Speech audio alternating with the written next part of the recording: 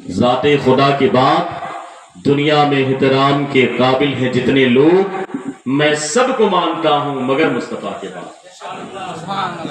دنیا میں احترام کے قابل ہیں جتنے لوگ، میں سب کو مانتا ہوں مگر مصطفیٰ کے بعد۔ ایک چیز آپ کو بتا دیں، دراصل بڑے پروگرام سے آئیے چھوٹے پروگرام میں تو تقریر کرنے میں بھی تھوڑا سا عجیب سا لگتا ہے کہ نہیں، لیکن آپ لوگوں کی محبت ہے اور یہ محبتی والا پروگرام بھی نہ اتنی دور کا سفر آدمی کرتا نہیں۔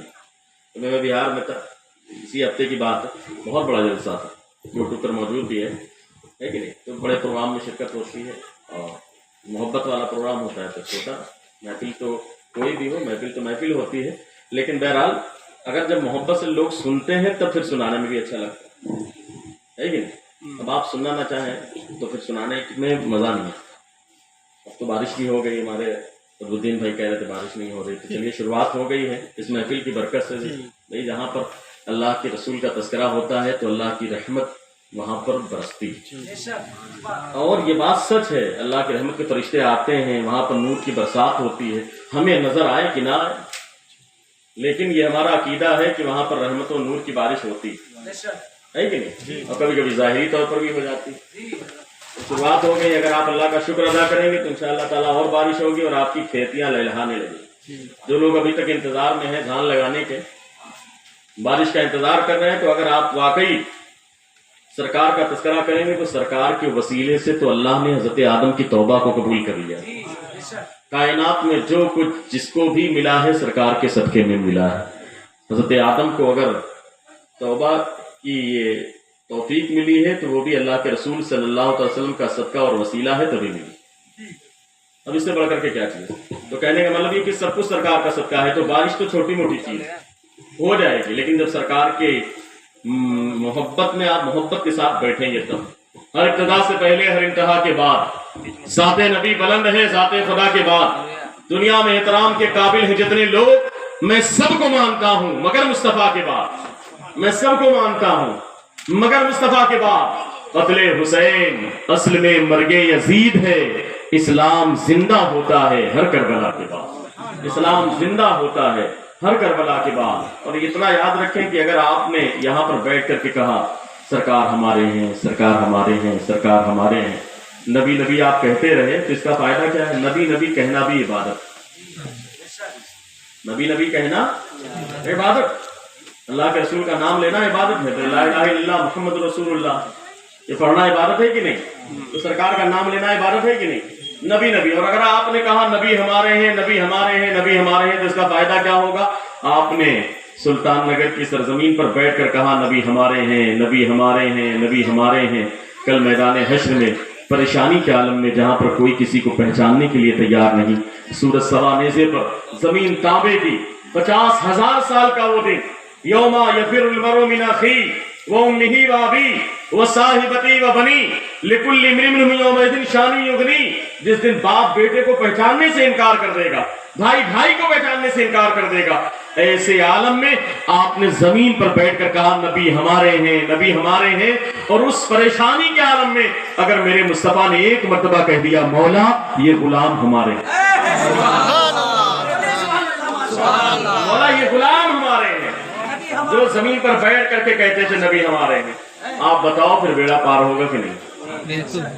کیونکہ وہاں تو کسی کی نہیں چلنی، وہاں تو فقط اتنا سبب ہے انہیں کادے بزم محشر میں کہ ان کی شان محبوبی دکھائی جانے، وہاں تو صرف سرکار کی ذات ہے، شروعات تو وہیں سے ہوگی، تمام نبی بھی نفسی نفسی کہیں، لیکن ایک سرکار کی ذات ہے جو انا لہا کہے گی ہاں میں شفاعت کے لیے، شفاعت کا دروازہ کھلے گا تو سرکار کس ذریعے کھلے گا؟ سب سے پہلے اگر کوئی شفاعت کرے گا کل میدان محشر میں تو اللہ کے رسول کے ساتھ، تو انہیں کے صدقے میں تو ہم جنت میں جائیں گے نا، یہ تو ہمارا عقیدہ ہے، تو ہمیں کہنا چاہیے، دنیا میں اگر ہم کہیں گے تبھی تو فائدہ ہوگا نا۔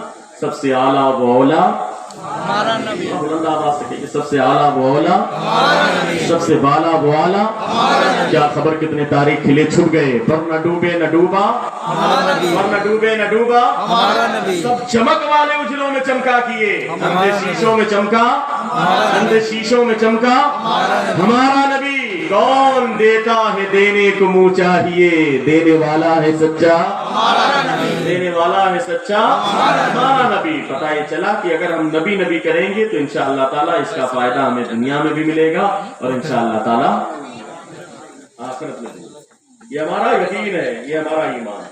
ये मौका ऐसा है कि आज के दिन हज़रत इमाम ज़ैनुल आबिदीन की शहादत 18 मुहर्रम हराम, उसी से लगा हुआ ये वक्त है और ये मुहर्रम का महीना है। मैं इमाम हुसैन और इमाम हसन की शान बयान करना चाहता है कि नहीं, ताकि उनका सदका हसनैन करीमैन का सदका इनके बेटे को भी मिल जाए। लेकिन बेटे की खुशी है तो आज अली के बेटे की बात करते हैं, नबी के बेटे की बात करते हैं, जिनके बारे में अल्लाह के रसूल सल्लल्लाहु अलैहि वसल्लम ने फरमाया, जब इमाम हसन की पैदाइश हुई, अल्लाह के रसूल सल्लल्लाहु अलैहि वसल्लम तशरीफ ले गए। तशरीफ ले जाने के बाद फरमाया, अली बताओ तुमने नाम क्या रखा है? फरमाया, अर्ज किया है रसूलल्लाह मैंने अपने बेटे का नाम हर्ब रखा है, हाराबा, जिसका माना होता है जंगजू, मुजाहिद, यानी मेरा बेटा बड़ा होगा तो मुजाहिद बनेगा, इस नियत के साथ नाम रखा है। अल्लाह के रसूल सल्लल्लाहु अलैहि वसल्लम फरमाते नहीं। इतनी देर में जिब्रील अमीन आए, अर्ज किया है रसूलल्लाह अल्लाह ने फरमाया है कि आप अपने इस नवासे का नाम, अली के बेटे का नाम हसन रखें। नाम क्या रखा गया? हसन। कुछ दिनों के बाद फिर पैदाइश हुई, फिर इसी तरीके से मामलात हुए, नाम क्या रखा गया? हुसैन। फिर कुछ दिनों के बाद पैदाइश हुई, उसका नाम क्या रखा गया? मोहसिन। 3 बेटे हुए, एक का बचपन में इंतकाल हो गया था, इमाम मोहसिन का बचपन में इंतकाल हो गया। हसन, हुसैन, मोहसिन। और ये दूसरी जो जबान चलती है, इब्रानी जबान, जो हज़रत हारून अलैहिस्सलाम के दौर में थी, उनके तीनों बेटे का नाम भी यही था। उसका तर्जुमा क्या होता है? जो हम बोलते हैं शब्बर। हसन का माना शब्बर, हुसैन का माना शब्बीर और मोहसिन का माना मुशब्बिर, इसीलिए उन्हें शब्बर और शब्बीर भी कहा जाता है। शब्बर और शब्बीर यानी हसन और हुसैन, ये नाम रखे गए। और नाम के बारे में रिवायत सुने, मा सम्मतिल अरबो बिहिमा फिल जाहिलिया लिअन्नहुमा इस्माने मिन अस्माइल जन्ना। पूरी कायनात में जाहिलियत के दौर में अरब की सरजमीन पर किसी ने अपने बेटे का नाम हसन और हुसैन कभी रखा ही नहीं। क्यों? इसलिए कि ये दोनों नाम जन्नत के नाम हैं। हदीस में लिखा हुआ लिअन्नहुमा इस्माने मिन अस्माइल जन्ना, इसलिए कि ये दोनों नाम कौन से नाम है? जन्नत के नामों में से। शान निराली है। और सिर्फ यही नहीं, बल्कि हदीस पाक में है अल हसन वल हुसैन सैयदा शबाब अहलिल जन्ना। हसन और हुसैन ये दोनों जन्नती नौजवानों के सरदार का नाम।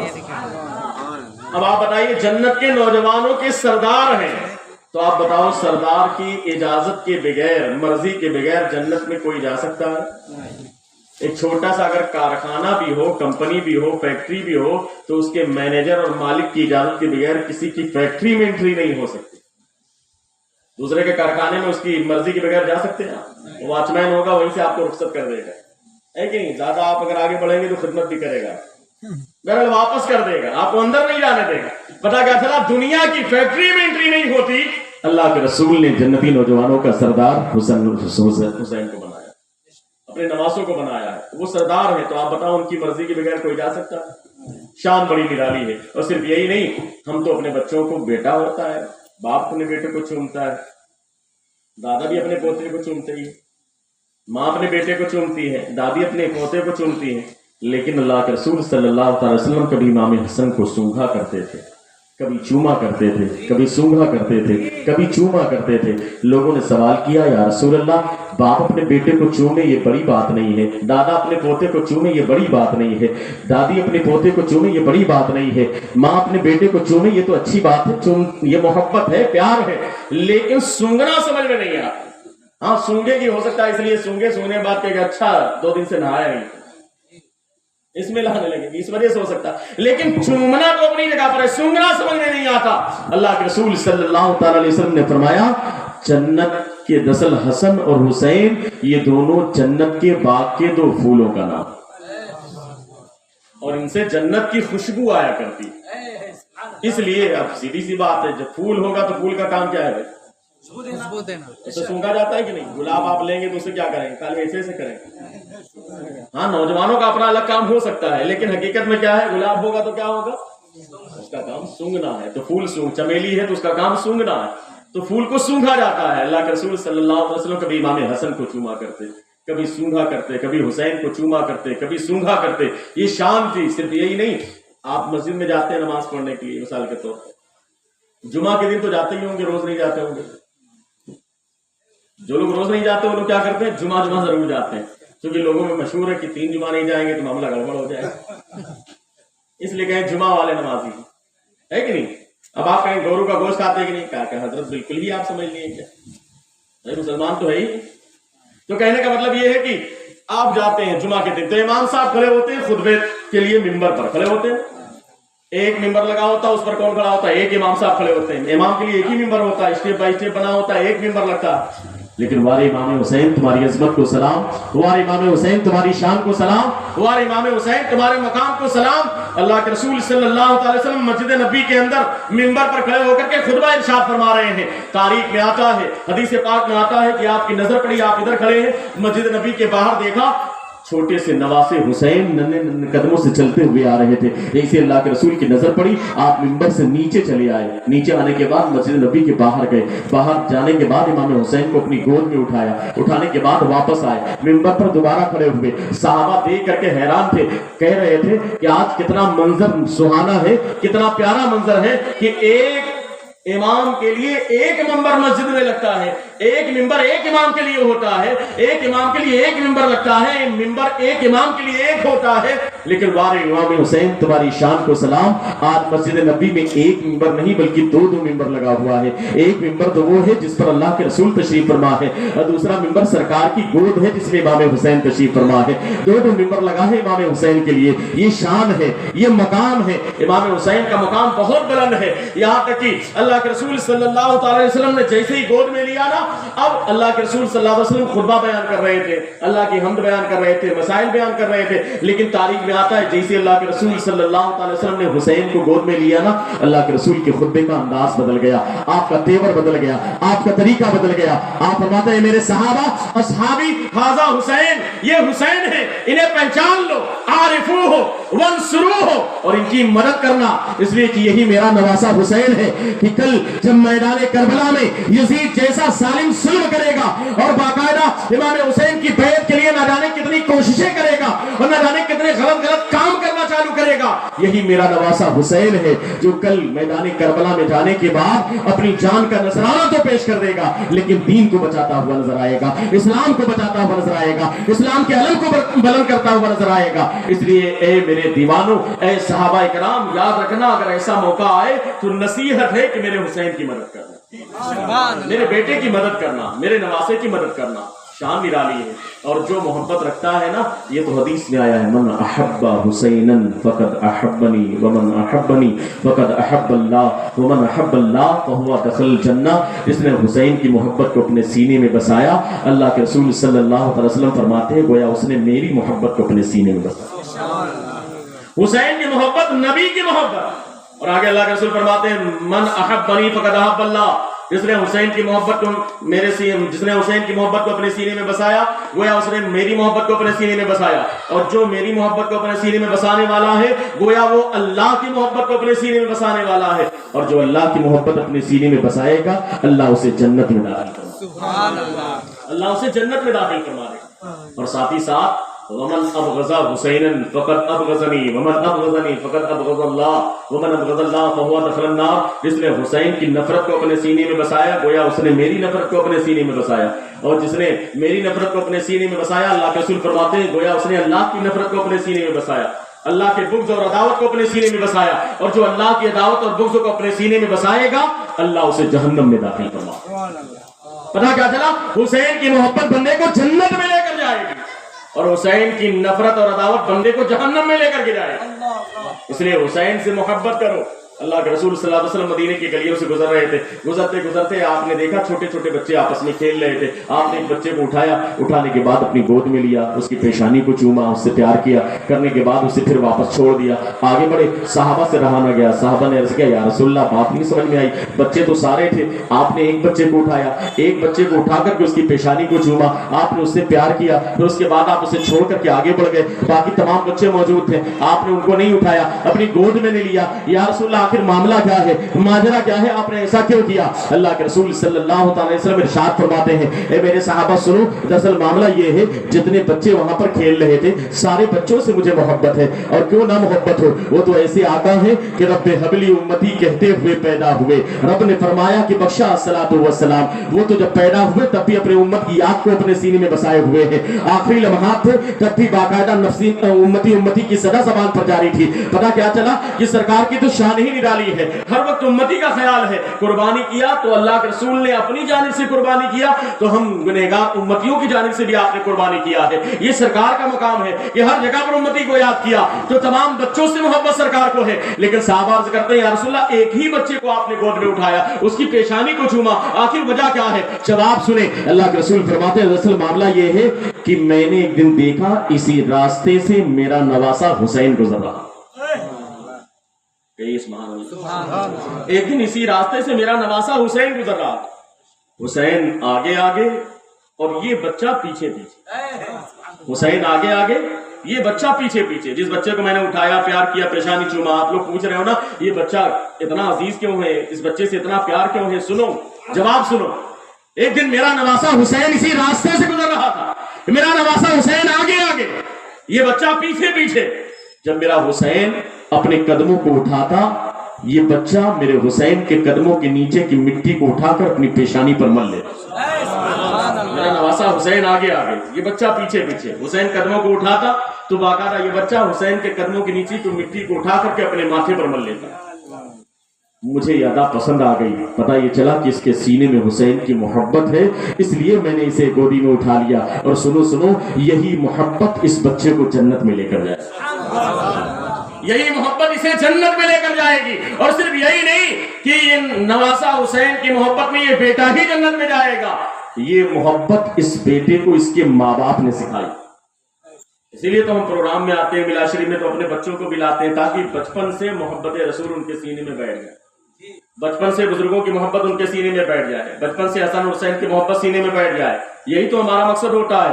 पता क्या चला, ये मोहब्बत इस बच्चे को खुद से नहीं सीखी, बल्कि इसके माँ बाप ने सिखाई है। ऐ सहाबा सुनो, इसी मोहब्बत के सदके में, मेरे नवासे हुसैन की मोहब्बत के सदके में अल्लाह इसे भी जन्नत अता फरमाएगा और इसके माँ बाप को भी जन्नत अता फरमाएगा, माँ बाप को भी जन्नत मिले। आप अंदाजा लगाइए कितनी ऊंची शान है हुसैन की, कितना ऊंचा मकाम है। कहने वाले ने कहा, दाना दाना मेरे हुसैन का है, कुल जमाना मेरे हुसैन का है, कुल जमाना मेरे हुसैन का है। और ऐसा भी नहीं कि हुसैन सिर्फ हमारे लिए हैं, हुसैन सिर्फ आपके लिए हैं, हुसैन सिर्फ इनके लिए हैं, हुसैन उनके लिए हैं, बल्कि हुसैन तो सबके लिए। सबका मतलब क्या है कि गैरों के लिए भी है। अगर कोई गैर भी इमाम हुसैन का नाम लेता है तो अल्लाह उसे भी फायदा देता है। कैसे?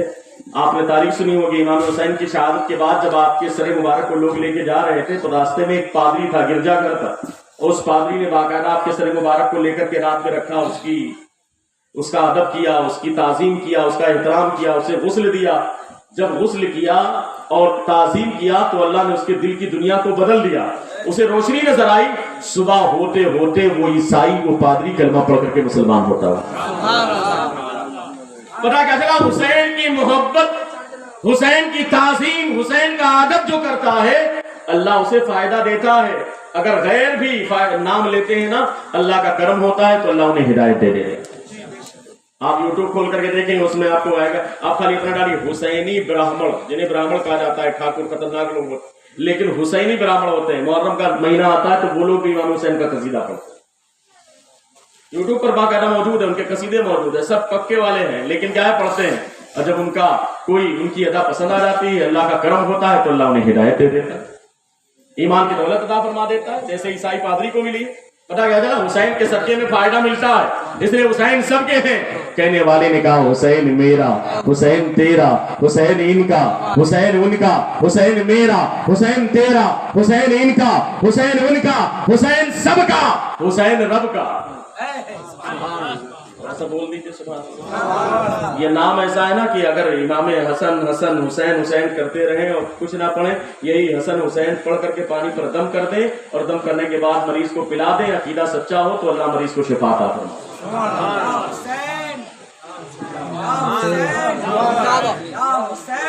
Ya Hussein, Ya Hussein, Ya Hussein, Ya Hussein, Ya Hussein, Ya Hussein, नारे तकबीर, अल्लाहु अकबर, नारे रिसालत, या रसूल अल्लाह। और हमारे यहाँ तो बाकायदा ऐसा तरीका भी है, जब भी कोई बीमारी आती है तो हमें तो ये सिखाया गया है, इमाम ने सिखाया है, सब ने सिखाया है, बुजुर्गों ने क्या कि अगर कोई परेशानी आ जाए, कोई बीमारी आ जाए तो पंडित पाक का नाम लो, अल्लाह बीमारी को दूर कर देता है। कोविड-19 का दौर आया तो लोगों ने कहा कि दरवाजे पर क्या करो, यही लिखो। कोई हैजा फैल गया, कोई बीमारी फैल गई, क्या लिखते हैं? ली खमसतुन मुत्फी बिहा हर्रल वबाइल हातमा अल मुस्तफा वल मुर्तजा वबनाहुमा वल फातिमा।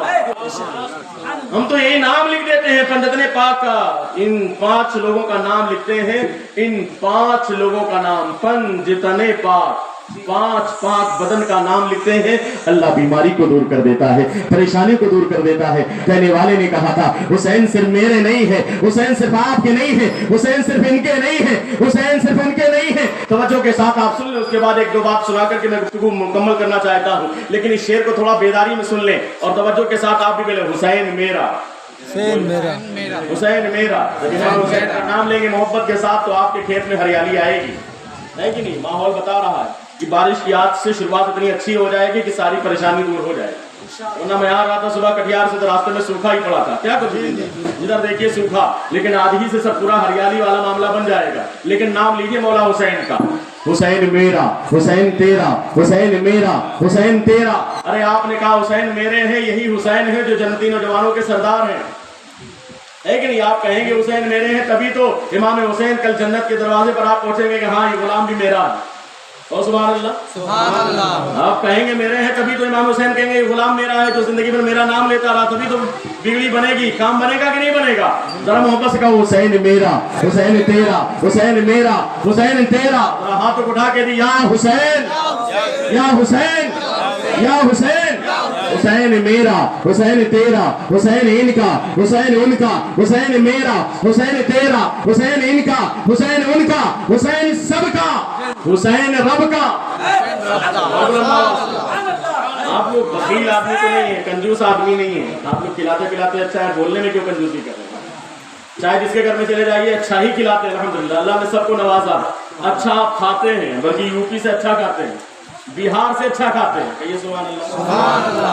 अल्लाह का करम है आपके ऊपर, हुकूमत भी अच्छी आपको मिली है, सुभान अल्लाह, हुकूमत भी अच्छी आपको मिली है, तो अल्लाह का करम है कि नहीं? अल्लाह का शुक्र अदा करें। मैंने आयत करीमा पढ़ी, लइन शकरतुम लाज़ीदन्नकुम, जो नेमतें अल्लाह ने तुम्हें दी है इस पर अल्लाह का शुक्रिया अदा करो, और अगर शुक्रिया अदा करोगे तो अल्लाह का वादा सुनो, ऐ मेरे बंदो लाइन शकरतुम लाज़ीदन्नकुम, अगर तुम मेरी नेमतों पर मेरा शुक्रिया अदा करोगे तो मैं तुम्हें और ज्यादा अता करूंगा, सुभान अल्लाह, और ज्यादा अता करूंगा। ये अल्लाह का वादा है, जो मिला है उस पर अगर शुक्र अदा करेंगे तो अल्लाह और ज्यादा अता करेगा।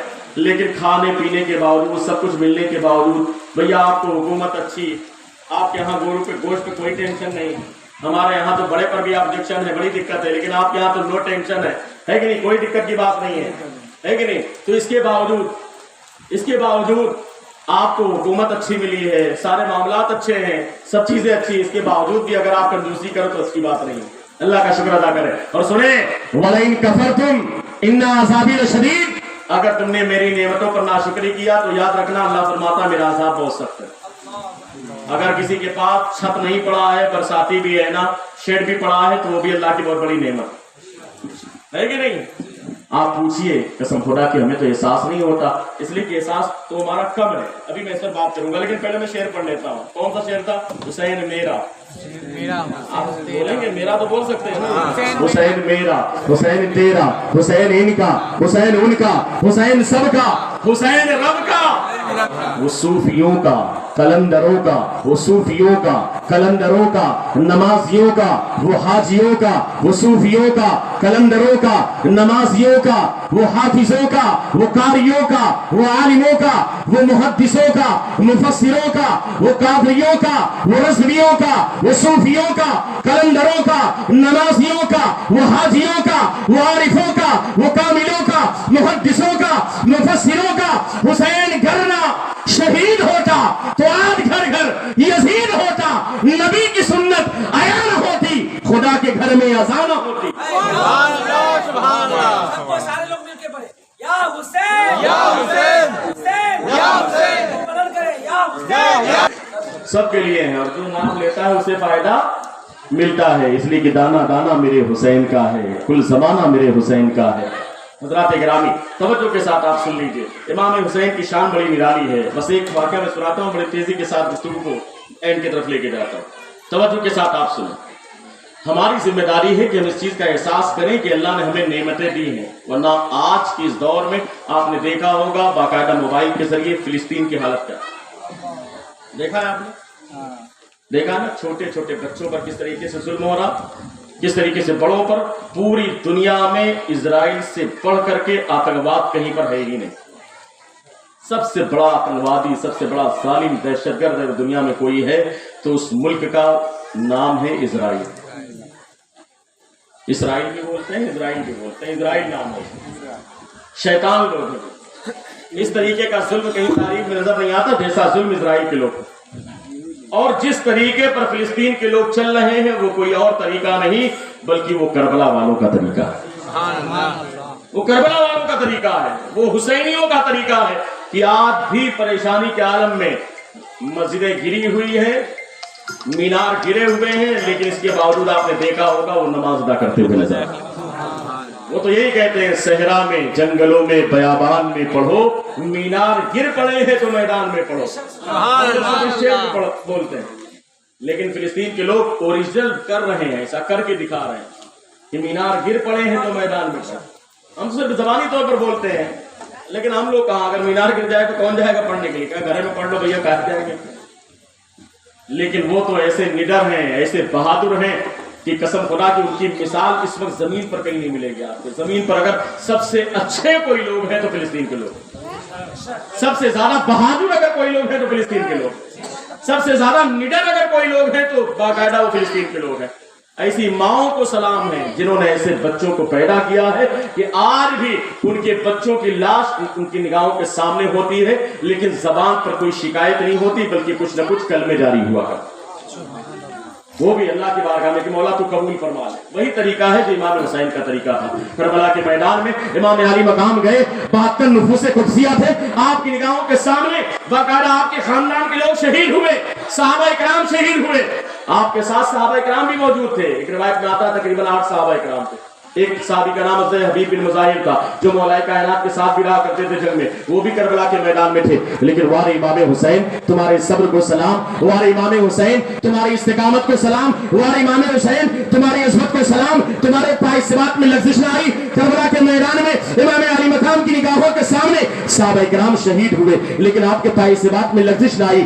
آپ کے گھر کے لوگ شہید ہوئے لیکن آپ کے پائے ثبات میں لغزش نہ آئی۔ وار امام حسین تمہارے صبر کو سلام، تمہاری استقامت کو سلام۔ آج میرا حسین کربلا کے میدان میں بھوکا بھی ہے، پیاسا بھی ہے، خاندان کے لوگ بھوکے اور پیاسے بھی ہیں، آج دیوانے بھی موجود ہیں، جانشار بھی موجود ہیں، ایک کے بعد دیگرے دوسرے لوگ شہید ہوتے ہوئے نظر آتے ہیں۔ جانتے ہیں آپ کے بھائیوں میں عثمان بن علی بھی تھے جو کربلا کے میدان میں شہید ہوئے، ابو بکر بن علی بھی تھے جو کربلا کے میدان میں شہید ہوئے، عمر بن علی بھی تھے جو کربلا کے میدان میں شہید ہوئے، آپ کے بھانجے اون بھی کربلا کے میدان میں شہید ہوئے، آپ کے بھانجے محمد کربلا کے میدان میں شہید ہوئے، آپ کے بیٹے امام علی اکبر کی جوانی کربلا کے میدان میں لوٹی، آپ کے بھتیجے امام قاسم کی جوانی کربلا کے میدان میں لوٹی۔ باقاعدہ ایک چھوٹا سا ننھا سا جان کی صورت میں علی اصغر جو کہ کربلا کے میدان میں باقاعدہ اپنی جان کا نذرانہ پیش کرتا ہے۔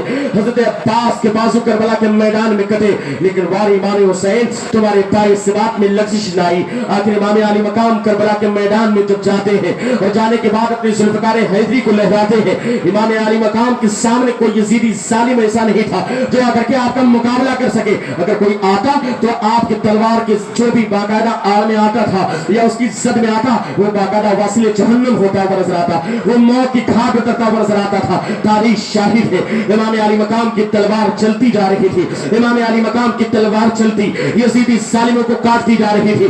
جو بھی ظالم آگے بڑھتا، جو بھی یزیدی آگے بڑھتا امام علی مقام کے مقابلے کے لیے وہ باقاعدہ واصل جہنم ہوتا، موت کی گھاٹ اترتا ہوا نظر آتا۔ لیکن وار امام حسین آپ کے اندر کون سی ایسی طاقت تھی، کون سا ایسا صبر تھا کہ آپ کے پائے ثبات میں لغزش نہیں آتی۔ آپ کی نگاہوں کے سامنے باقاعدہ کربلا کا منظر ہے، کربلا کا خونی منظر آپ کی نگاہوں کے سامنے ہے۔ آپ کی شہادت کے بعد آپ کے گھر کے لوگوں کا، آپ کی گھر کی عورتوں کا معرض خطر میں آ جانے کا اندیشہ اندیشہ ہے کہ باقاعدہ آپ کی شہادت کے بعد ظالم آپ کے خیمے میں جا کر کے عورتوں کے ساتھ کیا سلوک کریں گے. یہ بات امام علی مقام کو پتا ہے, لیکن اس کے باوجود امام حسین کے پائے سے بات میں لغزش نہیں آتی. امام قاسم کی لٹی ہوئی جوانی کربلا کے میدان میں نگاہوں کے سامنے موجود ہے, لیکن ہمارے امام حسین تمہارے صبر کو سلام, ہمارے امام حسین تمہارے پائے سے بات کو سلام, ہمارے امام حسین تمہاری بہادری کو سلام. آج امام قاسم کی لٹی ہوئی جوانی کربلا کے میدان میں نگاہوں کے سامنے ہے, لیکن امام علی مقام کی تلوار کربلا کے میدان میں چلتی جا رہی ہے. اگر دائیں جانب تلوار چلتی تو دائیں جانب باقاعدہ یزیدی ظالم پیچھے بھاگتے ہوئے نظر آتے. اگر بائیں جانب امام علی مقام کی تلوار چلتی یزیدی ظالم پیچھے بھاگتے ہوئے نظر آتے تھے. اگر آگے کی جانب امام علی مقام پڑھتے تھے یزیدی ظالم پیچھے بھاگتے ہوئے نظر آتے تھے. آج یزیدی ظالم کی ماں نے اتنا دودھ نہیں پلایا ہے کہ کوئی یزیدی ظالم تنے تنہا آگے بڑھ کر کے امام علی مقام کا مقابلہ کرے. جو یزیدی ظالم آگے بڑھ کر کے مقابلہ کرتا وہ باقاعدہ واصل جہنم ہوتا ہوا نظر آتا تھا, وہ موت کی کھاگ رگڑتا ہوا نظر آتا تھا. لیکن بار امام حسین آپ کی تلوار چلتی جا رہی تھی, لیکن آخر تلوار چلتے چلتے کربلا کے میدان میں رکی کیوں؟ آخر وہ تلوار رک کیوں گئی؟ آپ نے اپنے سر کو سجدے میں کیوں رکھا؟ جانتے ہو جب یہ سوال کیا جاتا ہے امام علی مقام کی زبان حال سے جواب ملتا ہے. کربلا کی سرزمین چیخ چیخ کر کے کہتی ہے, اے سلطان نگر کے سنی مسلمانوں, اے امام علی مقام کے غلاموں, اے حسینی غلاموں, یاد رکھنا امام علی مقام کربلا کے میدان میں ہے, بھوکے پیاسے ہیں. امام علی مقام کی تلوار چلتی جا رہی ہے, اور جب وہ ذوالفقار حیدری کربلا کے میدان میں چلتی ہے, جب وہ فضاؤں میں لہراتی ہے, ایسا لگتا ہے کہ بادلوں کی ساری گرج آج امام علی مقام کی تلوار کے اندر سما گئی ہے. جب امام حسین کی تلوار چلتی ہے ایسا لگتا ہے کہ بجلی کی ساری چمک امام علی مقام کی تلوار کے اندر آ گئی ہے. جب امام علی مقام کی تلوار چلتی ہے, جب وہ علی کے کچھار کا شیر نر باقاعدہ بہادری کے ساتھ میدان میں اترتا ہے, تو کوئی یزیدی ظالم آگے بڑھ کر کے مقابلہ کرنے کے لیے تیار نہیں ہے. لیکن امام علی مقام جس تلوار کا مقابلہ کرنے کے لیے کوئی تیار نہیں تھا, جو تلوار چلتی جا رہی تھی یزیدی ظالموں کو گاڑی اور مولی کی طرح کاٹتی جا رہی تھی, انہیں موت کی کھاد اتارتی جا رہی تھی. آخر وہ تلوار چلتے چلتے رکی کیوں؟ جس تلوار کو امام قاسم کی لٹی ہوئی جوانی کربلا کے میدان میں نہ روک سکی, جس تلوار کو امام علی اکبر کی لٹی ہوئی جوانی کربلا کے میدان میں نہ روک سکی. اے امام علی مقام جس تلوار کو امام علی اصغر کی قربانی کربلا کے میدان میں نہ روک سکی, اے امام علی مقام وہ تلوار جسے عباس کے کٹے ہوئے بازو کربلا کے میدان میں نہ روک سکے, جس تلوار کو ابو بکر بن علی کی شہادت کربلا کے میدان میں نہ روک سکی, جس تلوار کو عمر بن علی کی شہادت کربلا کے میدان میں نہ روک سکی, جس تلوار کو عثمان بن علی کی شہادت کربلا کے میدان میں نہ روک سکی, جس تلوار کو حر کی شہادت کربلا کے میدان میں نہ روک سکی, جس تلوار کو حبیب بن مظاہر کی قربانی کربلا کے میدان میں نہ روک سکی, جس تلوار کو عمر محمد کی قربانی کربلا کے میدان میں نہ روک سکی. امام علی مقام وہ تلوار چلتے چلتے کربلا کے میدان میں آخر رکی کو, جس تلوار کو ابھی جو بیمار کی بیماری کربلا کے میدان میں نہ روک سکی, جس تلوار کو عورتوں کے آپ کے شہادت کے بعد مار سے خطر میں آ جانے کا اندیشہ نہ روک سکا ہو, آخر وہ تلوار چلتے چلتے رکی کیوں؟ جب یہ سوال کیا جاتا ہے تو امام علی مقام کی زبان حال سے جواب ملتا ہے, اے سلطان نگر کے سنی مسلمانوں, کربلا کی سرزمین چیخ چیخ کر کے کہتی ہے, چلا چلا کر کے کہتی ہے, اے سلطان نگر کے سنی مسلمانوں, اے پیارے آقا کے ماننے والوں, اے حسینی غلاموں, یاد رکھنا وہ تلوار جسے کوئی چیز روک نہ سکی ہو, اس تلوار کو جانتے ہو کس چیز نے روکا؟ امام علی مقام کی زبان حال سے جواب ملتا ہے. آخر آواز آ رہی تھی, حی علی الصلاۃ, آؤ نماز کی طرف, حی علی الصلاۃ, آؤ نماز کی طرف. یہ بھی صدا امام علی مقام کے کانوں سے ٹکرائی ہے. امام علی مقام نے تلوار کو روک دیا. امام علی مقام گھوڑے سے نیچے تشریف لائے. امام علی مقام نے سر کو سجدے میں رکھا اور اس باقاعدہ سر کو سجدے میں جھکا دیا. تاریخ شاہد ہے, امام علی مقام نے سر کو سجدے میں جھکایا ہے. سر کا جھکنا تھا, یہی وہ منظر تھا جسے یزیدی ظالم دیکھ کر کے باقاعدہ آپس میں مشورہ کرنے لگے. ابن سعد چیخنے لگا, خولی بن یزید پکارنے لگا, سنان بن انس چیخ چیخ کر کے کہنے لگا, شمر ذوالجوشن پکار اٹھا, ارے یزیدی ظالموں دیر نہ کرو, یہ علی کی کچھار کا شیر نہ رہے جس کا مقابلہ کرنے کے لیے تم تیار نہیں تھے. اگر اس نے سر کو سجدے سے اٹھا دیا اور ذوالفقار حیدری کو فضاؤں میں لہرا دیا تو یاد رکھنا تم میں کوئی بھی بچ کر کے واپس نہیں جائے گا. تمہاری عورتیں بیوہ ہو جائیں گی, تمہارے سب کے بچے یتیم ہو جائیں گے, تم سب کے سب مارے جاؤ گے, موت کی کھاٹ اتار دیے जाओगे तारीख लिखी जाएगी तो यही लिखा जाएगा कि एक बहादुर नौजवान था जिसने 22,000 यजीदियों को करबला के मैदान में एक एक करके मार डाला था। इसलिए यजीदियों एक साथ जुल्म करो, एक साथ हमले करो, तीर की बारिश करो, इसे सजदे से उठने ना दो। हज़रात गिरामी तारीख शाहिद है 10वीं मुहर्रम का दिन था, यही महीना चल रहा था, बाकायदा सूर के बाद का वक्त था। इमाम आली मकाम करबला के मैदान में है, बाकायदा सर को जैसे ही सजदे में झुकाया है, यजीदी जालिम ने तीर की बारिश की थी। यूं तो पहले से भी आप लहूलुहान थे और ऐसे आलम में इमाम आली मकाम का सर सजदे में है। कई रिवायतें हैं खुली बिन यजीद ने या तो सिनान बिन अनस ने या शिम्र सिल जोशन ने इन जालिमों में से किसी एक जालिम ने आगे बढ़ करके इमाम आली मकाम के सर मुबारक को तन से जुदा कर दिया। इमाम आली मकाम की शहादत करबला के मैदान में हो गई। इन्ना लिल्लाहि व इन्ना इलैहि राजिऊन। लेकिन हज़रात गिरामी इमाम आली मकाम की शहादत के बाद उन जालिमों ने जो जुल्म किया है, आपके सर को नेज़े पर बुलंद किया, लेकिन तारीख शाहिद है आज भी इमाम आली मकाम का सर मुबारक जब नेज़े पर बुलंद है तो चीख चीख करके ही आवाज दे रहा था, ए हुसैनी गुलामों याद रखना, जो जीतता है उसका सर बुलंद होता है, जो हारता है उसका सर छू जाया करता है। आज यजीदी सालिमों का सर नीचे है, इमाम अली मकाम का सर नेज़े पर बुलंद है, जो आवाज दे रहा है कि इमाम अली मकाम कामयाब हो गए हैं, इमाम अली मकाम को फतेह हो गई है, इमाम अली मकाम कामयाब होते हुए नजर आते हैं, इमाम अली मकाम को जीत मिलती हुई नजर आती है। ये यजीद जो जीत करके भी हारते हुए करबला के मैदान में नजर आते हैं। कहने वाले ने कहा था नबी के नूर ऐन है, हमारे दिल के चैन है, कहानी सिर्फ इतनी है, यजीद था हुसैन है, यजीद था हुसैन है, मेरा हुसैन कल भी जिंदा था, मेरा हुसैन आज भी जिंदा है, मेरा हुसैन कल कयामत तक जिंदा रहेगा। वो यजीद जो होते हैं वो मर गए। आज किसी की माँ ने दूध नहीं पिलाया है कि पूरे इलाके में कोई अपने माँ बेटे का नाम यजीद रख ले, लेकिन हज़रात गिरामी हुसैन की शान तो इतनी निराली है कि हर घर में हुसैन नजर आते हैं, हर मोहल्ले में हुसैन नजर आते हैं, हर गांव में हुसैन नजर आते हैं, हर टोले में हुसैन नजर आते हैं, हर करिया में हुसैन नजर आते हैं, हर शहर में हुसैन नजर आते हैं, हर इलाके में हुसैन नजर आते हैं। दाना दाना मेरे हुसैन का है, कुल जमाना मेरे हुसैन का है।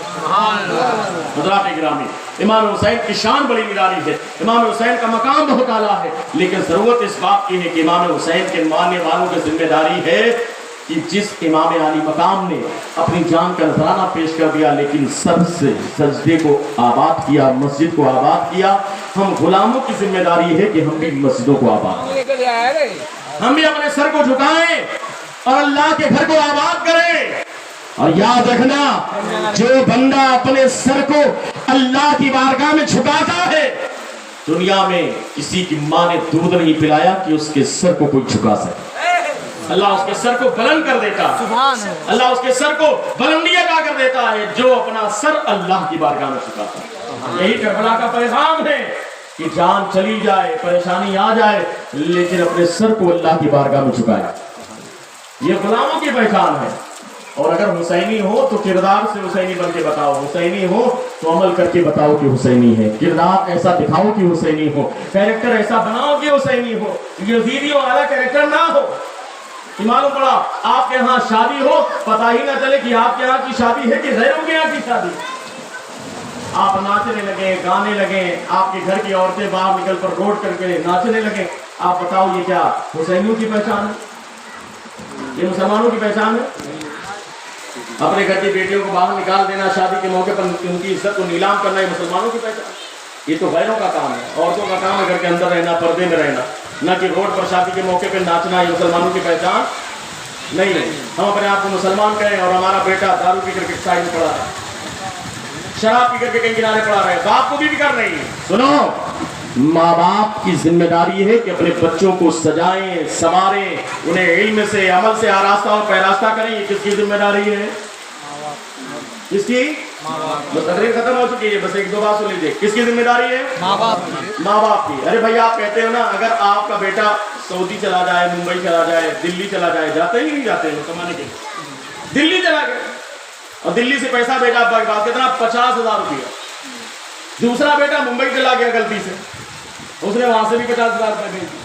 अब अब्बा क्या हुआ, वहां चला गया कहाँ? हाट में, बाजार में, चाय की दुकान पर बैठ करके शाम के साथ कहा सुनो हमारा 2 बेटा, एक बेटा मुंबई, एक दिल्ली, 50,000 टका भेज। कितना? 50,000। कॉलर को टाइट करके लो चाय पियो। 2-3 लोग बैठे होते हैं, इनका कोई काम नहीं होता, फालतू होते हैं, तो चाय पीने चले गए बाजार में।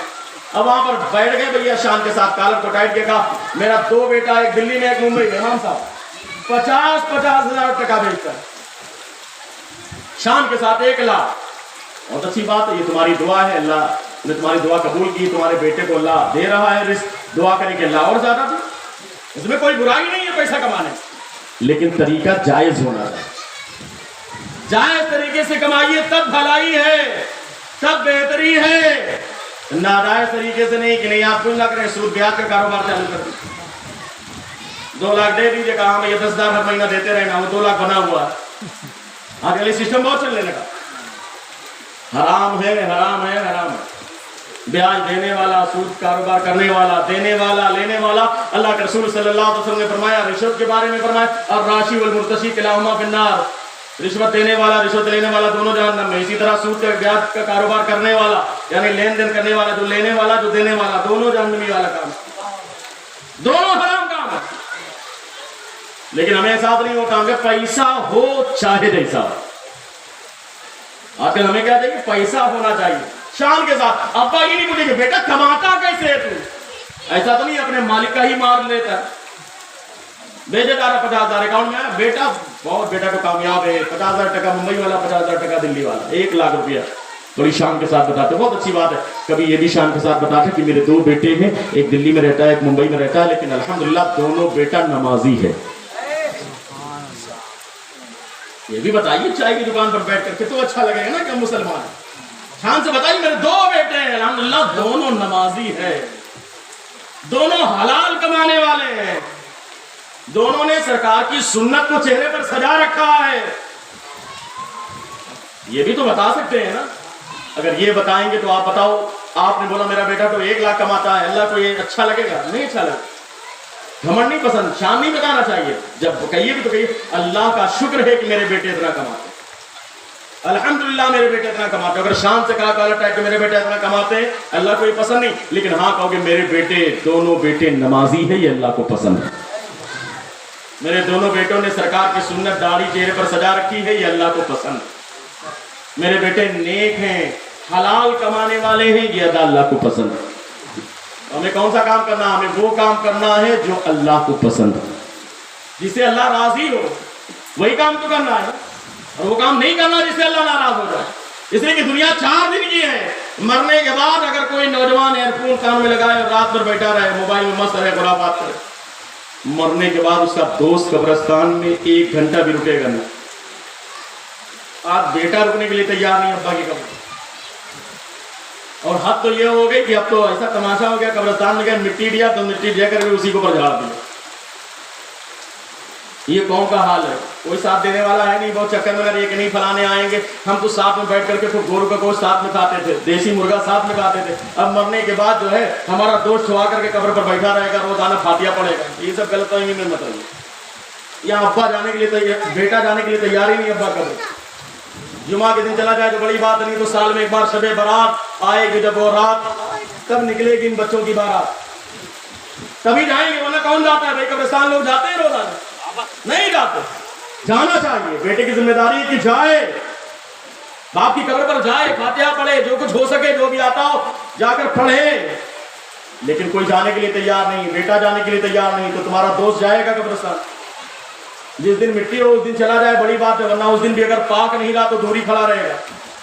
जब लोग कहेंगे नमाज पढ़ो, ऐसा है हमारा इस्तिंजा पाक नहीं है, नापाके चल जाए, तो आप बताइए कि क्या मतलब निकलेगा? कोई फायदा होगा इसे दोस्ती का? कोई फायदा नहीं। मनो मिट्टी नीचे दफनाने के बाद तुम्हारे दोस्त, तुम्हारे रिश्तेदार, तुम्हारे अहबाब सब वापस चले आएंगे। मनो मिट्टी नीचे दफनाने के बाद अंधेरा घर, वहां तो न लाइट है ना इन्वर्टर है, कोई चीज नहीं है। लेकिन हाँ एक चीज है जो काम में आने वाली है, तुम्हारा अमल। अगर तुम्हारी नमाजें हैं तो ये नमाज कब्र में रोशनी का काम है।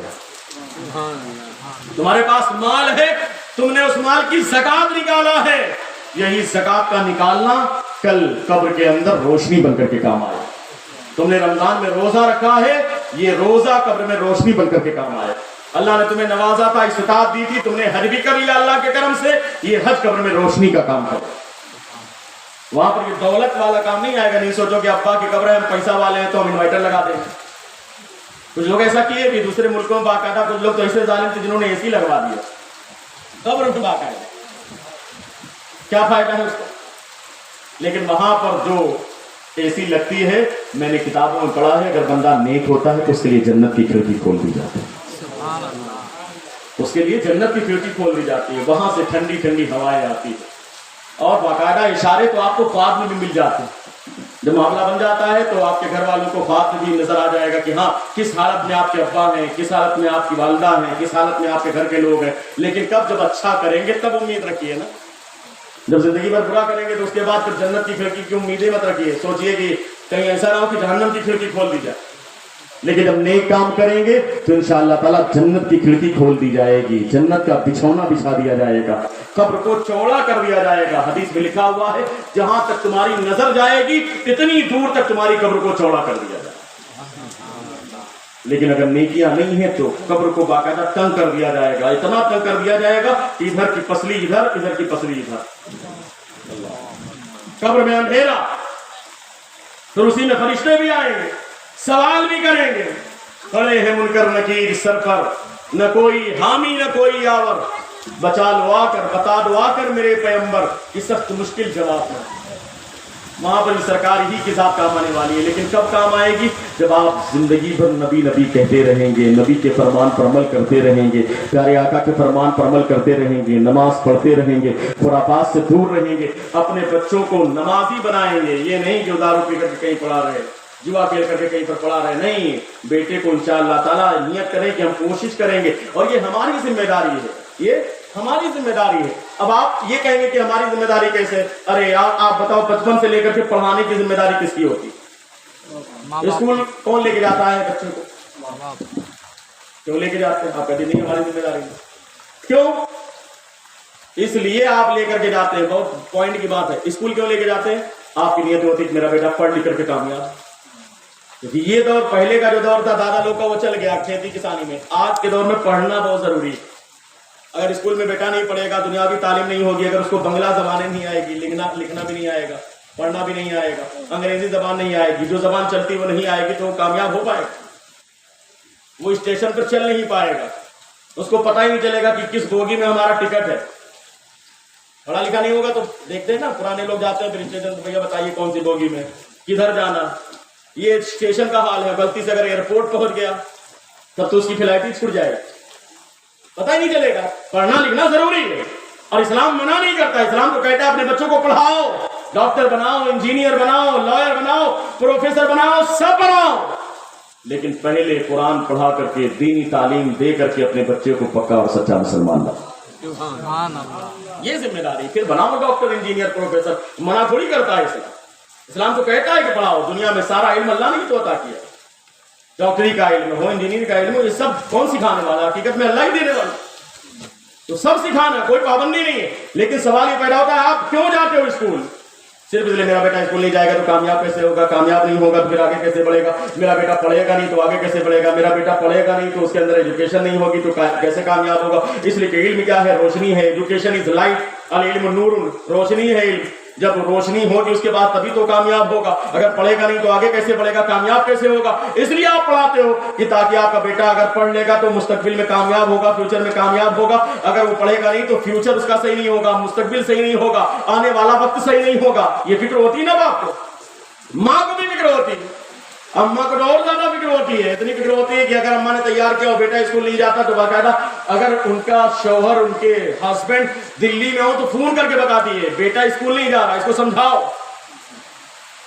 آپ کہتے ہیں بیٹا جایا کرو، لالچ بھی دیتے ہیں، اچھا اب کی جائے گا، اب کی تو پاس ہو جائے گا تو موبائل دلا دوں گا، اب کی تو پاس ہوگا تو اسکوٹی دلا دوں گا، بائک دلا دوں گا، سائیکل دلا دوں گا، لالچ بھی آپ دیتے ہیں۔ اچھی بات دینا چاہیے تاکہ شوق میں پڑھے، محبت میں پڑھے، انعام کی لالچ میں پڑھے۔ کیوں؟ اس لیے کہ پڑھے گا، اگر نہیں پڑھے گا تو فیوچر اندھیرا ہوگا، آنے والے وقت میں اندھیرا ہوگا۔ سنو، اگر اسکول میں نہیں پڑھا تو آنے والے وقت میں اندھیرا ہوگا، فیوچر میں اندھیرا ہوگا۔ لیکن اگر دین نہیں سیکھا، مسجد نہیں گیا، قرآن نہیں پڑھا، ماں باپ کا ادب نہیں کیا، اچھے کام نہیں کیا، خرافات سے نہیں بچا، تو کیا ہوگا؟ تب تو وہ جہنم میں جائے، اس پر عذاب نازل ہوگا۔ قبر میں بھی جائے گا تب بھی عذاب میں مبتلا ہوگا, حشر میں بھی جائے گا, اللہ کا فضل ہو جائے الگ بات ہے, لیکن جو طریقہ ہے, جو انصاف ہے, وہ کیا ہوگا؟ گناہ کرنے کے بعد اسے کیا ملے گی؟ جہنم ہی تو جانا. یہ الگ بات ہے کہ ایمان کی دولت ہوگی تو ایک نہ ایک دن جہنم سے باہر نکالا جائے گا, لیکن جائے گا قبر میں بھی جائے گا تو عذاب کے فرشتے آ کر کے عذاب دیں گے. کیوں؟ نماز نہ پڑھنے والے کے اوپر بہت بڑا عذاب ہوتا ہے. اب ہمیں ساتھ نہیں ہوتا. اللہ کے رسول صلی اللہ علیہ وسلم نے فرمایا تمہارے بیٹے اور بیٹی 7 سال کے ہو جائے تو نماز کے بارے میں سکھاؤ, انہیں کہو بیٹا نماز پڑھو. بابا فرید گنج شکر کیا کرتے تھے؟ باقاعدہ بابا فرید گنج شکر نماز چھوٹے سے تھے, نماز کے کس لالچ میں پڑھتے تھے؟ ان کی ماں باقاعدہ ان کے مصلے کے نیچے شکر کی پڑیا بنا کے رکھ دیتی, کہتی نماز پڑھو بیٹا, نماز پڑھنے کے بعد مصلہ اٹھاؤ گے تو شکر کی پڑیا مل جائے. آپ تو کہہ دیتے ہو کہ اسکول میں فرسٹ آئے گا تو یہ ایوارڈ ملے گا, موبائل ملے گا, بائک ملے گی. تم بھی کہو بیٹا تو 5 وقت نماز پڑھے گا نا تو جو گفٹ کہے گا وہ گفٹ میں لا کر دو. یہ باپ کی ذمہ داری ہے, ماں کی ذمہ داری ہے. ان کو سکھانا کس کی ذمہ داری ہے؟ طریقے سے اسکول پڑھانا تمہاری ذمہ داری ہے, کپڑے پہنانا آپ کی ذمہ داری ہے, دنیاوی کامیابی آپ کی ذمہ داری ہے. اسی طریقے سے دین کے راستے پر لانا یہ بھی ماں باپ کی ذمہ داری. اللہ کے رسول صلی اللہ علیہ وسلم نے فرمایا 10 سال کے بیٹے اور بیٹی ہو جائیں نماز نہ پڑھے تو مارو ان کو, مار کر کے نماز پڑھو. آپ اسکول نہیں جاتے تو مار کے بھیجتے ہی نہیں بھیجتے. کوئی کام کے لیے کہا اگر بیٹا کہ نہیں کرو گے تو مارتے ہی نہیں مارتے. اسی طریقے سے نماز کے لیے کہیے نہ, اگر پڑھیں تو ماریے ان کو, ڈانٹیے, ہڑکائیے, حکمت لگائیے, گفٹ کے لالچ دیجیے, تحفے کی لالچ دیجیے, کسی طریقے سے کوشش کیجیے. اس لیے کہ یہ ذمہ داری آپ کی ہے تاکہ آپ اپنی ذمہ داری کو نبھائیں, اپنا حق ادا کریں. کہیں ایسا نہ ہو کہ میدان حشر میں یہ بچے گریبان پکڑ لیں آپ کا اور کہیں مولا یہ میرا باپ تو تھا, اس نے سب کچھ سکھایا لیکن مجھے قرآن پڑھنا نہیں سکھایا. ایسے واقعات موجود ہیں کہ میدان حشر میں بیٹے اپنے باپ کا گریبان پکڑیں گے, مونڈا پکڑ کر کے اللہ کی بارگاہ میں لائیں گے اور عرض کریں گے مولا یہ میرا باپ تھا, اس نے ساری چیزیں مجھے دنیا میں سکھائی لیکن مجھے قرآن پڑھنا نہیں سکھایا. مجھے یہ باقاعدہ اسکول کے دروازے پر تو لے کر گیا لیکن مسجد کے دروازے پر لے کر نہیں گیا ہاتھ پکڑ کر کے بیٹا چل نماز پڑھنے کے. تو یہ باپ کی ذمہ داری ہے. دین سے قریب کرنا باپ کی ذمہ داری ہے, اسلام سے قریب کرنا یہ باپ کی ذمہ داری ہے, ماں کی ذمہ داری ہے. تمہاری نگاہوں کے سامنے تمہارا بیٹا موبائل لے کر کے اس پر خرافات دیکھتا رہے, ویڈیو دیکھتا رہے, 5 گندی گندی تصویریں دیکھتا رہے, باپ سامنے بیٹھا رہے, کوئی بات نہیں. کیوں بھائی؟ باپ ہے تو اتنا تو سوچنا چاہیے کہ غلط ہو رہا ہے. ماں کے سامنے اس کی بیٹی باقاعدہ بڑا سا موبائل ملٹی میڈیا دلا دیا, موبائل لے کر کے بیٹی چلی گئی چھت پر. کیا وہ واٹس ایپ چلا رہی ہے, اپنی سہیلی سے بات کرے, فرینڈ سے بات کرے, اور بات کرتے کرتے پھر ایک دن آیا کہ فرینڈ کے ساتھ چلی گئی. کیوں گئی؟ کیوں یہ گناہ ہوا؟ کیوں یہ غلطی ہوئی؟ اس لیے کہ اس نے کبھی فاطمہ, طیبہ, طاہرہ, عابدہ, زاہدہ کی سیرت پڑھائی نہیں, سیدہ زینب کی سیرت پڑھائی نہیں, کربلا والوں کی سیرت پڑھائی نہیں, صحابیات کی سیرت پڑھائی نہیں, ازواج مطہرات کی سیرت پڑھائی نہیں. اپنے گھر میں دینی ماحول بنائیں اور ان کی سیرت کو پڑھنا سکھائیں. اگر ہماری بیٹیوں نے ان کی سیرت کو پڑھا ہوگا, ان کی قربانیوں کو پڑھا ہوگا, قسم خدا کی ایسی نوبت آئے گی لوگ کوشش کریں گے, لالچ دیں گے پیسہ کا, ساتھ میں چلی جاؤ, بنگلے کی لالچ دیں گے, کوشش کریں گے, محبت کا اظہار کریں گے, لیکن قسم خدا کی تمہاری بیٹی اگر دیندار ہوگی, فاطمہ طیبہ طاہرہ کی کنیز ہوگی, تمہاری بیٹی مر جانا تو گوارا کرے گی لیکن اپنے ایمان کا سودا نہیں کرے گی, کبھی نہیں جائے گی غیروں کے ساتھ. تمہارا بیٹا کبھی دوسرے کے چکر میں نہیں پڑے گا, تمہارا بیٹا مر جانا گوارا کرے گا لیکن کبھی ایمان کا سودا نہیں کرے گا. لوگ کہیں گے یار اتنی لالچ دیتے ہیں, اتنا پیسے کی لالچ دیتے ہیں, اتنا گھر کی لالچ دیتے ہیں, باقاعدہ ٹرین چل رہا ہے, لوگ کہتے ہیں پیسہ لے لو ایمان چھوڑو. آپ کو شاید نہ پتا ہو, ہمارے یہاں تو اعلان ہوا باقاعدہ میلے وغیرہ میں, اتنا پیسہ لو مسلمان ہونا چھوڑو, دوسرے مذہب کو اختیار کر لو. دیکھا ہوگا آپ نے, نیوز چلتی رہتی, میڈیا پر باقاعدہ یوٹیوب پر چلتا رہتا, کتنے ایسے ایسے پاکھنڈی لوگ ہیں, ظالم لوگ ہیں جو پیسہ دے دے کر کس طرح کا کام کر رہے ہیں, اور کچھ لوگ اس کے بہکاوے میں آ بھی جاتے ہیں. لیکن اگر آپ کے بیٹے نے دین سے قریب ہو کر کے, اسلام سے قریب ہو کر کے اس طریقے کی میلاد شریف کی محفل کیا ہے, یعنی آپ کے یہاں شادی ہے, اچھی بات ہے, اب اس میں ڈرامہ اور ناچنے کی کیا ضرورت ہے, یہ تو یزیدیوں والا کام ہے. اس لیے کہ یزید کے بارے میں لکھا ہے, یہ بھی لکھا ہے کہ یزید کی برائیوں میں سے ایک برائی لکھی, یزید شراب پیتا تھا, یہ اس کی برائیوں میں لکھا ہے. یزید کے اندر کیا کیا برائی تھی؟ یزید نماز نہیں پڑھتا تھا, یزید باقاعدہ ناچتا تھا, گانے سنتا تھا, خرافات سنتا تھا. اگر وہی کام ہم کریں تو یہ کون کام ہے؟ یزیدی والا کام ہے کہ نہیں؟ یزید شراب پیتا تھا. آپ بتاؤ شراب پینے والا حسینی ہوگا کہ یزیدی ہوگا؟ تو اس لیے اپنے آپ کے کیریکٹر کے بارے میں دیکھیں کہ ہم حسینی کردار والے ہیں کہ یزیدی کردار والے ہیں. ہمارا عمل کون سا ہے, ہمارا کیریکٹر کون سا ہے, हमारा किरदार कौन सा है, हमारे मामलात कौन से हैं। लेकिन हज़रात गिरामी, अगर आपने वो काम किया कि आपके यहाँ शादी की महफिल है, आपने शादी से पहले रात में मिलाद शरीफ रख दी, आपके यहाँ बेटी पैदा हुई, आपने मिलाद शरीफ रख दिया, आपके यहाँ बेटा पैदा हुआ, आपने शुक्रिया में मिलाद शरीफ की महफिल कर दिया, आपके यहाँ अकीका है, आपने मिलाद शरीफ रख दिया, आपके यहाँ बेटे की सुन्नत हुई, आपने मिलाद शरीफ की महफिल रख दिया। रखना चाहिए कि नहीं? तो इसका फायदा क्या होगा, आपके बेटे बचपन से ये सीखेंगे, उनके दिल में मोहब्बत रसूल पैदा होगी। अब उसके बाद आंधियां चलेंगी, लोग कोशिश करेंगे, आजकल बाकायदा ट्रेन है, लोग कोशिश कर रहे हैं कि बाकायदा किस तरीके से ईमान को छीना जाए। आपके बंगाल में अगर कह लीजिए तो बड़ी तेजी के साथ, जैसे अहले हदीस लोग बाकायदा लोग कोशिश कर रहे हैं, कितनी तेजी के साथ सुन्नियों को बनाते हैं कि नहीं बनाते। पहले इस इलाके में कम थे, लेकिन अब तो गाँव गाँव फैल गए शैतान लोग, देवबंदियत फैल रही, अहले हदीस फैल रही कि नहीं फैल रहे। क्यों? इसलिए कि सुन्नी लोग अपना काम ही नहीं कर रहे, वो सही से इल्म हासिल करते ही नहीं, मदरसे से करीब नहीं होते, उलमा से करीब नहीं होते, इमाम से करीब नहीं होते। लेकिन जब मिलाद शरीफ में आप आएंगे, अपने बच्चों को मदरसे से करीब करेंगे, मकतब से करीब करेंगे, इमाम उलमा से करीब करेंगे, तो आंधियां चलेंगी, बहकाने वाले बहकाएंगे, तूफान आएगा, परेशान करने वाले परेशान करेंगे। लेकिन इसके बावजूद तुम्हारे बेटे का बाल भी बेकार नहीं होगा, वो ईमान पर कायम रहेगा। लोग कहेंगे यार इतनी कोशिश कर ली हमने, लेकिन इसके बावजूद कोई फर्क नहीं पड़ता तुम्हें, तुम्हारा बेटा छोड़ने के लिए तैयार नहीं। कहते हैं अरे नौजवान, तूने कौन सा नशा कर लिया है कि तू होश में आने के लिए तैयार नहीं, तू ईमान को छोड़ने के लिए तैयार नहीं, तू इस्लाम को छोड़ने के लिए तैयार नहीं। कसम खुदा कि तुम्हारा बेटा, नौजवान बेटा शान के साथ कहेगा, अरे सालिम सुन, तू बात करता है, मैंने कौन सी भुट्टी पिया है, कौन सा इश्क मुझे हुआ है, कौन सी मोहब्बत हुई है, सुन, मेरे नबी से मेरा रिश्ता